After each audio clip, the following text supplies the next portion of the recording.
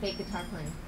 One of the things that has kept me going, and I wanted to share this with you because I think it's something that's helpful that we all deal with, is adversity. Taking something that seems like it's going wrong and turn it into something completely positive. And I know hopefully those of you who are watching this corner of Actors Report are looking for something inspirational, but it's so true. It's not a cliche. The energy that you put out there, for example, if you worry about something, let's say you worry that your car is going to break down. Oh, I'm worried it's going to break down. I'm worried it's going to break down. It's going to break down. Energy is so powerful, and what you put out there is going to manifest. So why not say, thank you, car, every morning for keeping going, and I'm so happy that, no, I'm joking, you don't have to talk to your car. But, just say, oh, I'm so happy my car's still working. Oh, my car's going to make it. I know it's going to make it. Obviously, if you have no gas in the tank, I'm sorry, that's not going to help you. You also, after putting the positive energy out there and looking positive, you have to make steps to get there. So go back and look at what it is that you need to do to get to that goal that you're making, that positive goal that you continuously think about every morning. Something I wanted to share that's very personal to me. We're going to make it a personal segment. Sorry. I have been talking about making a short film that on a personal experience of mine for years. Now, can I tell you how many years? 8 years. I've been thinking about doing this short film for 8 years. Now, thinking about it isn't just going to make it happen. You have to actually do something about it. And the reason I didn't do it was fear. I was afraid that I wouldn't be able to do the story justice. I wasn't going to be able to capture what I went through. But let me get more specific. This is another example of adversity. 8 years ago, I got into a wreck because I was drinking and driving. And it's hard for a lot of people to admit that they even do that, but I was 19. Oh my God, I just told you my age, darn it. Can we start over? Whatever, that's fine. I'm an old broad. 8 years ago, I know, I'm laughing about it now because I've talked about this so many times and I've changed it into something positive. 8 years ago, I got in a wreck drinking and driving. And unfortunately, it involved my sister, who was at the time 16, and she was in the car with me.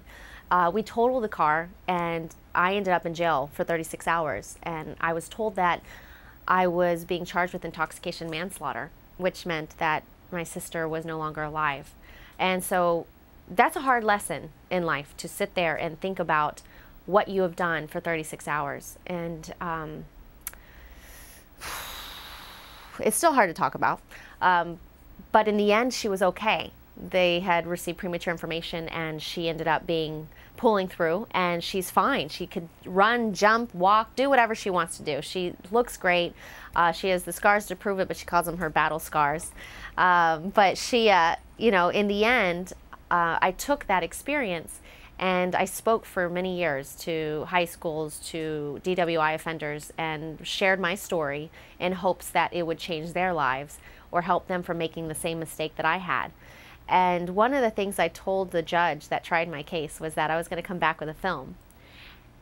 8 years later, here I am, finally taking this experience that was so difficult for my family and myself and changing into something positive, because this short film is something that we're going to send to schools, to rehabilitation centers. My mother's involved in drug and alcohol rehabilitation in Travis County in Texas, and she's so excited to get a copy of it. And this short film, I was going to make it into a feature, but as a short, it can get out to so many people and hopefully change lives. That's adversity. And I have to think about that every time I get a roadblock on anything that I'm doing daily, because sometimes you forget that you're capable of changing something into something positive. And I'm really excited. I'm glowing daily trying to bring this project together and actually do it and finish it and get it out there. And it's a lesson that I have to teach myself every day. You know, John was just telling me about his whole experience. John, Michael Ferrari, our executive producer on the show. He goes through things too.